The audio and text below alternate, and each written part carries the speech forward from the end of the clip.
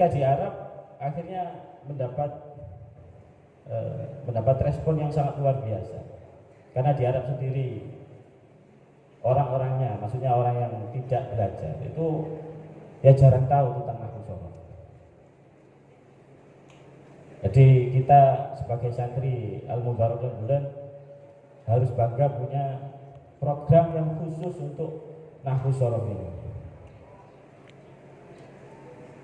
Dan sekarang sudah ketiga nas. Berarti 3 tahun yang lalu, sekitar tahun 2019 mungkin awalnya. Sekarang sudah banyak yang diwisuda. Nah, insya Allah yang sudah diwisuda ini kalau disuruh menjelaskan nahwu sorof di Al-Quran, insya Allah bisa. Tapi kalau mungkin ke tafsirnya, ya belajar tafsir dulu gitu. Di samping semua itu, di samping semua program ini, sebenarnya kita di sini mencari barokah, maksudnya kita kita mengikuti dawuh masyayikh untuk melaksanakan program nas ini. Itu semuanya intinya atau natijahnya nanti ke barokah. Meskipun sampean ikut nas kurang bisa mengikuti atau kurang paham di nahwu sorof, tapi yang terpenting dari itu semua sampean bisa mengambil barokahnya. Karena barokah itu ya barokah itu ziyadatul khair kalau nggak tahu. Kalau di sini ada yang nggak percaya barokah, ada yang nggak percaya barokah, ada percaya semuanya. Nah nanti kalau sampai di rumah, kalau rumahnya di sekitar sini atau di Madura itu masih enak, masih mayoritas masyarakat itu percaya dengan yang namanya barokah. Tapi kalau yang ada di kota besar atau yang di mana saja, yang di kota-kota, itu orangnya itu semuanya yang dilihat adalah materi. Jadi kalau sampean bilangnya barokah, apa itu barokah? Jadi nggak percaya dia. Kadang seperti itu. Karena orang yang nggak percaya barokah itu sebenarnya mengingkari Al-Quran. Di sini kan ada yang hafal Quran. Maksudnya di murid-murid ini ada yang hafal seharusnya. Ketika Nabi Yusuf sudah menjadi raja dan didatangi saudaranya,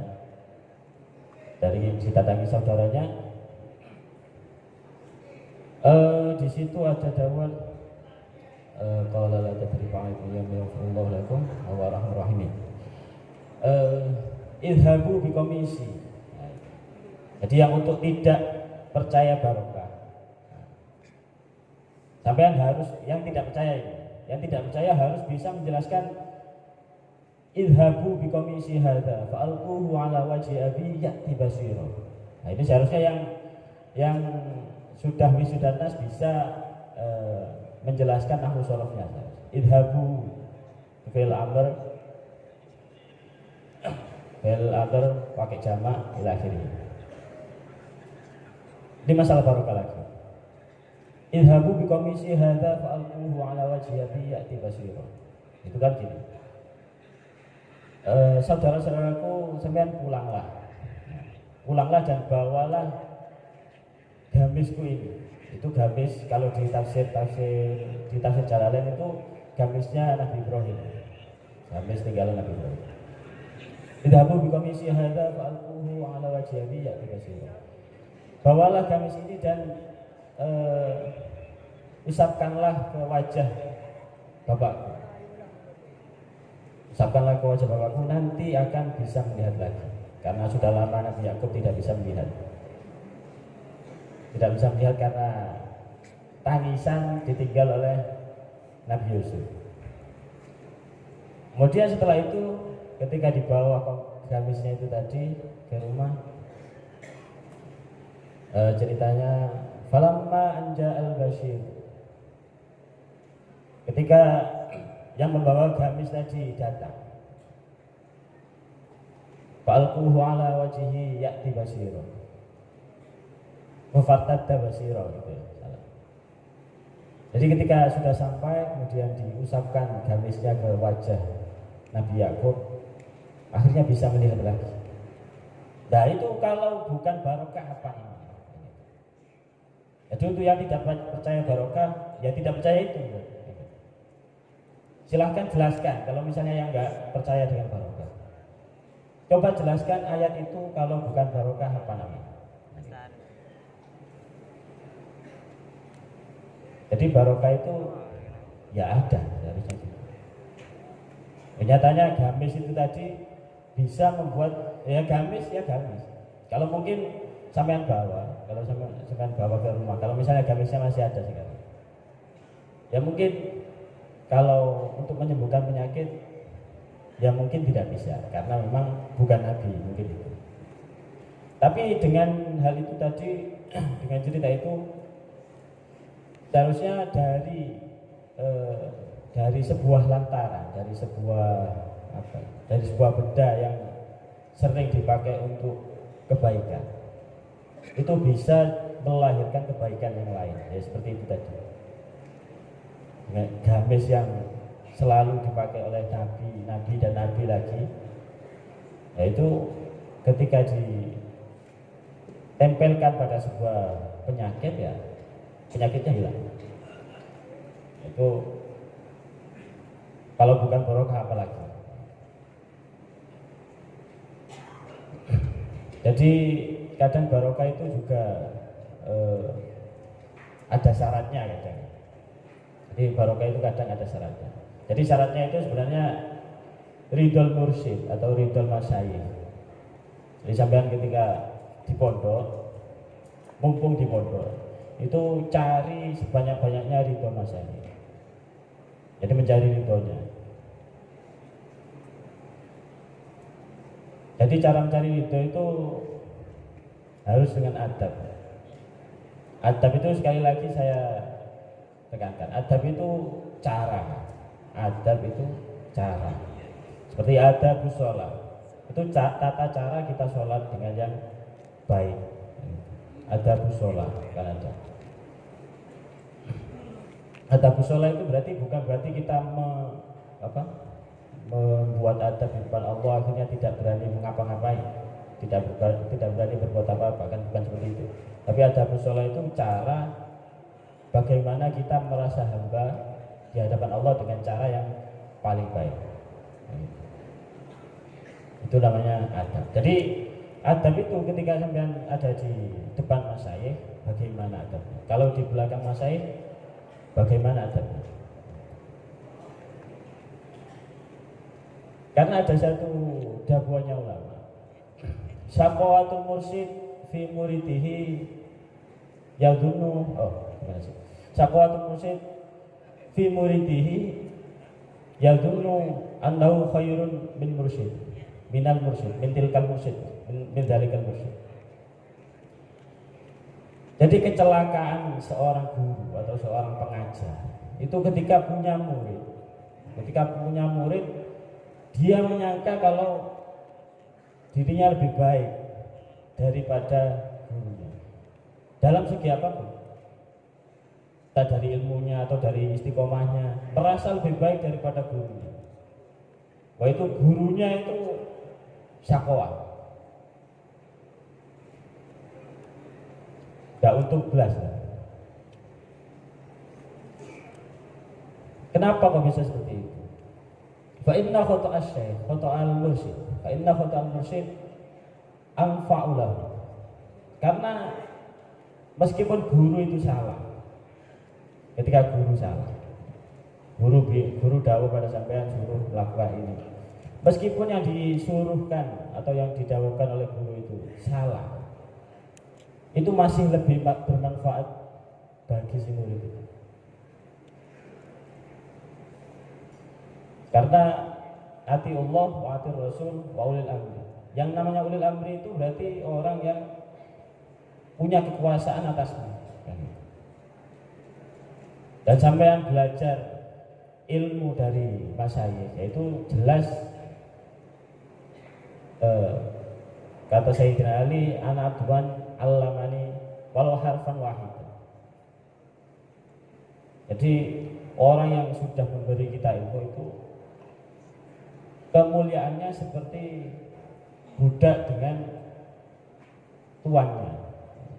Jadi diapakan saja, ya monggo, seharusnya gitu. Jadi adabnya seorang murid seharusnya seperti itu.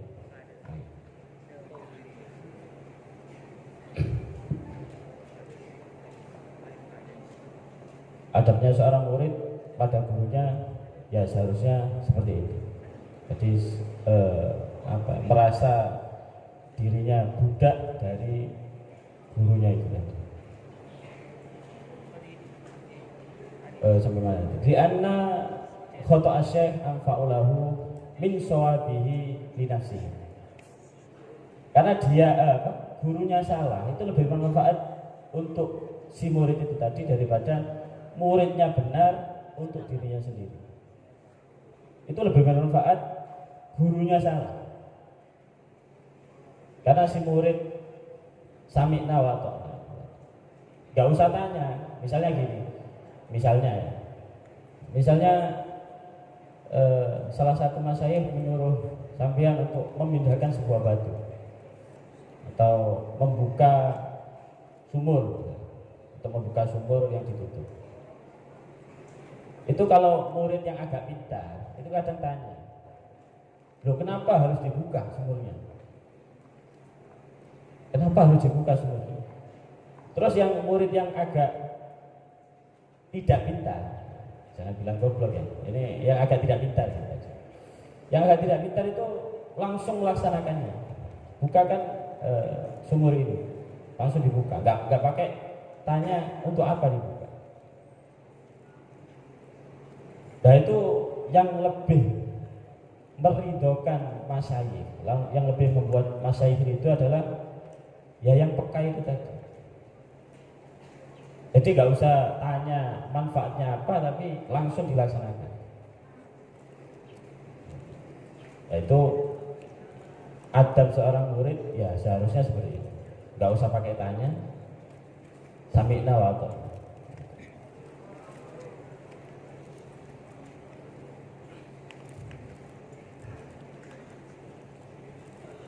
Oh, sudah lama deh.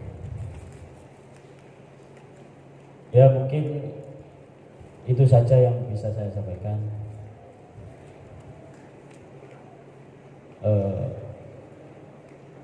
Ya mudah-mudahan dengan wisuda ini murid-murid yang wisuda bisa mengamalkan ilmunya dengan sebaik-baiknya dan sebenarnya. Karena kadang sesuatu yang baik itu harus dilakukan, ya bukan kadang, sesuatu yang baik itu harus dilakukan dengan cara yang benar. Misalnya sampean berangkat ke Misalnya sampean berangkat ke masjid. Jadi sesuatu yang baik harus dilakukan dengan cara yang benar. Misalnya sampean berangkat ke masjid dan masjidnya ini di seberang jalan. Masjidnya di seberang jalan. Sampean mau berangkat Jumatan ke masjid, masjidnya di seberang jalan. Dan sampean karena merasa mau berangkat ke masjid, santai saja, nggak melihat kanan kiri, langsung jalan tanpa melihat kanan kiri ada mobil lewat atau tidak. Nah itu kalau sampean ditabrak, mau nyalahkan siapa? Nah, gitu. Jadi sesuatu yang baik seperti berangkat ke masjid itu juga bisa salah kalau caranya tidak benar. Jadi kalau sampean caranya ke masjid itu ya seperti itu tadi, ya, kalau ditabrak orang akhirnya ya sampean sendiri karena caranya tidak benar. Jadi lakukanlah sesuatu yang baik dengan cara yang benar. Jadi baik itu penting, benar itu penting. Ya seperti ya ayyuhan nasu kulu mimma fil ardi halalan thayyibah. Halalan thayyibah itu sebenarnya sesuatu yang harus syarat dan masrut, halalan thayyiban.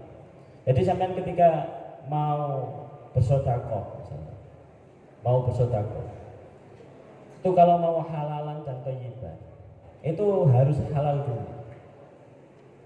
Jadi sampean ketika mau sedekah itu rezeki yang kita pakai untuk sedekah itu harus halal dulu.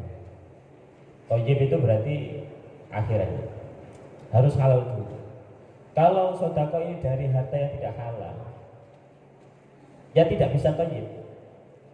Tapi hasil mencuri, hasil korupsi, hasil berjudi dibuat sedekah. Sebanyak apapun sedekahnya nggak ada gunanya. Sebanyak apapun sedekahnya nggak bisa thayyib. Jadi caranya thayyib ya harus halal dulu. Setelah halal baru bisa thayyib. Loh, sekarang kalau mencari uang yang halal itu sulit.